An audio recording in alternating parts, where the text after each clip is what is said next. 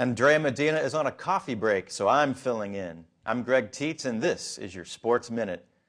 This week we're exploring combat sports. We went to Fight and Fitness to check out mixed martial arts, boxing, jiu-jitsu, and Muay Thai. Fight and Fitness is a gym located in San Francisco's South of Market district. They specialize in the teaching of Muay Thai, a traditional form of kickboxing with a 2,000-year-old history. They also teach Western boxing as well as jiu-jitsu and mixed martial arts. Fight and Fitness was founded in 2004 by Bunkard Fapumai and his student Chris Cariso. Bunkard is a veteran of over 350 Muay Thai matches and is a former ISKA lightweight champion. Chris Cariso has been with Bunkard for over 10 years. In addition to being an accomplished kickboxer, he sports a 9-1 pro mixed martial arts record and is the current ICSF World Bantamweight title holder.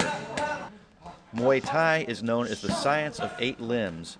Legal strikes can be made by the fists, feet, elbows, and knees. It is the national sport of Thailand, and its practitioners often start very young. I start on the own, 13 for Thai people on the own, really own for start. More people start about 6-7 year old start fight. Really small, really small. Mixed martial arts, or MMA, is a sport that allows for striking, grappling, and on-the-ground combat. That's the hard part, is blending them all together. It's easy to train them individually, but it's like different parts of metal to make a sword. You have to blend it all together to make it totally complete and flowing. It's not for everybody. It's not a contest on bravery. If you're getting into MMA to be a millionaire, do something else. Otherwise, you better be doing it because you love to do it or you want to challenge yourself. While everyone's reason for entering the ring is unique, one thing that they can agree on is the positive atmosphere. We laugh a lot, we joke a lot, you know. Every other sport, jiu-jitsu, boxing, very serious people, you know. They're all angry all the time, they're bad faces. We're always happy. We joke with each other all the time.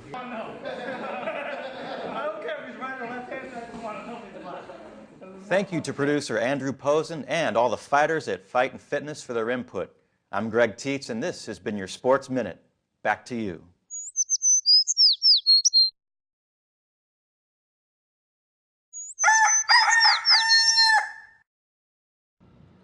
Oh my gaga, I almost Britney'd there for a second. OMG. OMG, I did Britney. Where's my hair? Ares? Yeah? Ares, you're bald. You Oh. have no hair. Right. So, yeah. Right. I forgot. No hair. I was forgetting. This job is stressing you out, babe. No, you losing no. hair? No. You're losing See, hair. I'm fine. I'm fine. I have been through a lot, but not as much as the subject of our next piece. Now, we kid, but there are still 2 wars going on. And what about the people that are caught in the crossfire? The regular people, the Americans, the Iraqis, the Afghans. What happens when things start to quiet down? Back from Iraq was originally covered by City College of San Francisco, Etc. magazine, and it shows how a veteran, now City College student, comes back from the front lines and is now a normal student.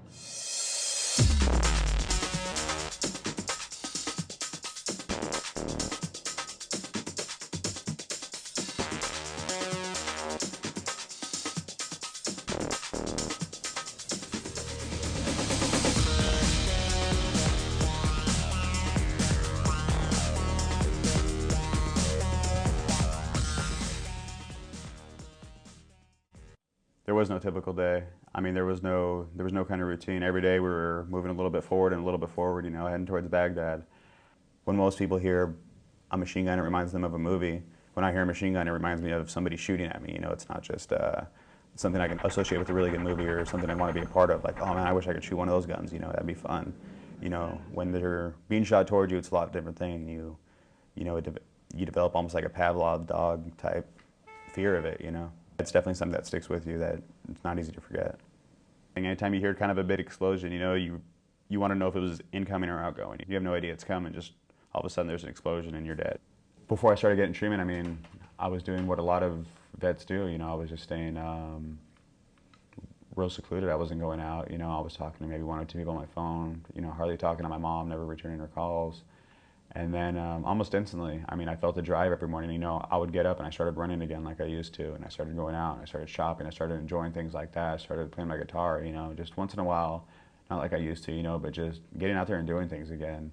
And I mean, really the only thing that's changed is, you know, I've been on a steady health medication. I've been talking to psychiatrists and psychologists, and they're letting me understand I'm not alone in this, you know, and they're helping me out getting fixed, you know. I finally feel like I'm able to move on, you know, like I'm not considering myself a Marine anymore, you know, I'm a young journalist, you know, and I'm a student journalist, and I'm breaking into that, you know, I think for the first time. I got my story in the magazine, you know, and actually got the cover story in the magazine, which got submitted for the JACC conference, which was down in LA a few weeks ago, and I won second place for a feature non-profile.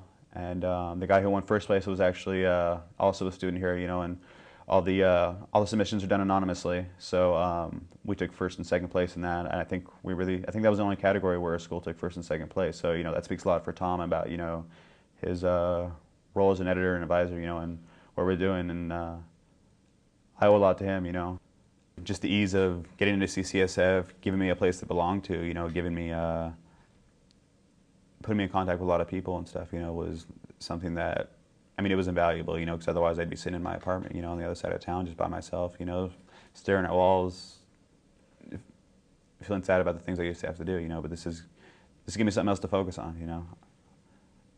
I'd like the vets to understand that this isn't weakness, that, you know, this isn't anything wrong with you. It's something that you're dealing with just like I'm dealing with. And, you know, if you can deal with it, and you can deal with all the stresses of combat and everything else that you had to deal with, you know, and you're able to focus your mind on that, you know, this will just be a breeze. You know, getting help is the easiest thing to do, you know, and you're not scared to help or ask for, you know, you're not scared to ask for help when you're a Marine, but all of a sudden you're not a Marine, you know, and you know, and it becomes hard and it becomes scary, but it's a very simple process. And, you know, with me, the medication and therapy helped. With you, it might be something else, but, you know, anybody out there should definitely go get help. There's no reason not to. The system's in place. They're taking better care of vets now than they ever have before, and I'm a walking example of that. You know, 3 months ago I couldn't leave my house, and now I just won an award for journalism, you know, and I have something else to be proud of besides just my military service, and I know all vets can find something else out there to be proud of too.